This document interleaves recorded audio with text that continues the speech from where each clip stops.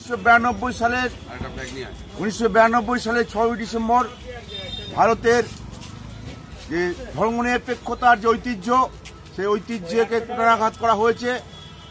সেখানে একটা বাবরি মসজিদ, ঐতিহাসিক মসজিদ ধ্বংস করা হয়েছে ধর্মীয় উন্মাদনা করে আরএসএস, শিবসেনা, বজরং দলের লোকেরা। 1992 সালের 6 ডিসেম্বর সেই দিনটা কালো দিন হিসাবে ভারতবর্ষের ধর্মনিরপেক্ষ ঐতিহ্যের উপরে যে কালো দাগ পড়েছে, স্পট পড়েছে। সেই দিন থেকেই বামপন্থীরা আজকে কালো দিবস পালন করে, সাম্প্রদায়িক সম্প্রীতি দিবস পালন করে।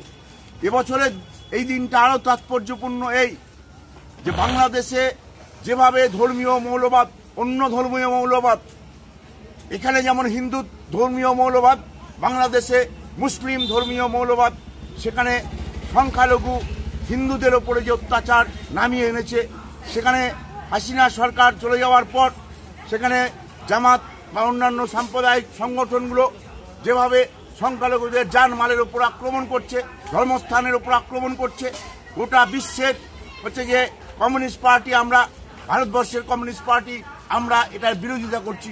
এবং আমরা বলছি যে ভারত সহ বাংলাদেশ, ভারত সহ সমস্ত ভারতীয় উপমহাদেশে যে মৌলবাদী আক্রমণ চলছে, যে ধর্মীয় আক্রমণ চলছে সংখ্যালঘুদের উপরে, সেই ধর্মীয় আক্রমণ প্রতিহত করার জন্য আমাদের এই লড়াই। আমাদের তাই আজকে কলকাতায় মহামিছিল হচ্ছে বামফ্রন্টের উদ্যোগে।